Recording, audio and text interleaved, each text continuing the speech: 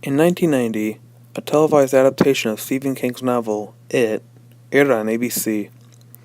It was said to be a big deal, and also said to be one of the scariest TV movies ever. It scared a whole generation of children, and is considered an icon of the horror genre. However, due to being televised, it was toned down and doesn't hold up as well today.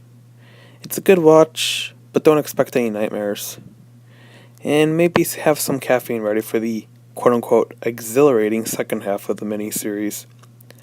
Ironically, 27 years later, a reboot was released, which is the subject of today's review. I think everyone and their wolves, as well as cats, know the plot, but if you live under a rock, let me explain.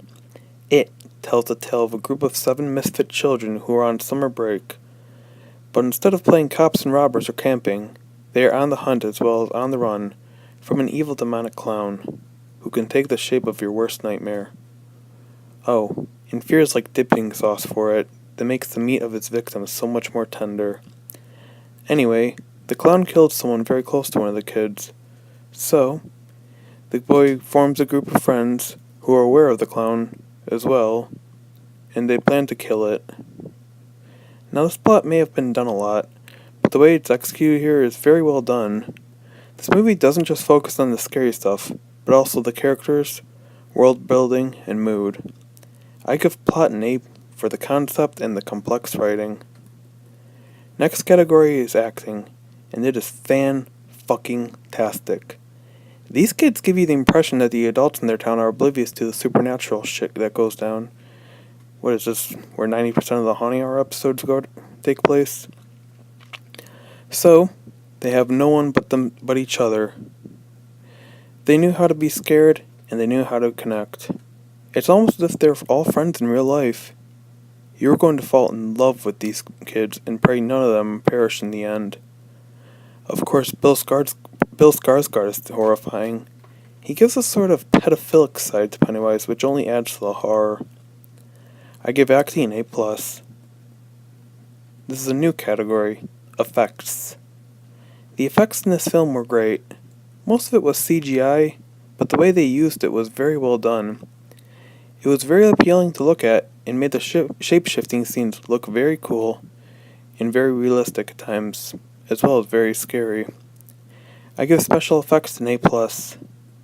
Finally, directing. When I read the book a few years ago, I kept scratching my head wondering, how the hell can you adapt something as insane as this? There was just so many subplots and so many stuff that would be extremely hard to picture happening on screen. Don't get me wrong, it's an amazing read. It was just a little too weird in some areas. However, Andy Muschietti, sorry if I pronounced the name wrong, did not disappoint. He didn't follow the book too closely and gave even those who read the book a reason to see a movie based on something they've already read. He definitely knew what he was doing and gave a side to the main 7 that felt very real and personal, as well as create an unsettling mood that made you fear what would happen next, as well as what Pennywise might turn into. Also, there's no child orgy, thank God. By the way, yes, that actually happened. The book contains a fucking child orgy. Dead serious. Anyway, directing gets an A+. Overall, I could talk all day and night about how great this film is, but I feel like it would just be a 24-hour long ramble. All I can say is this: go see it and experience it for yourself. I am dying to see part 2 and give this movie a final grade available when part 2 comes out. Don't forget to like and subscribe for more content.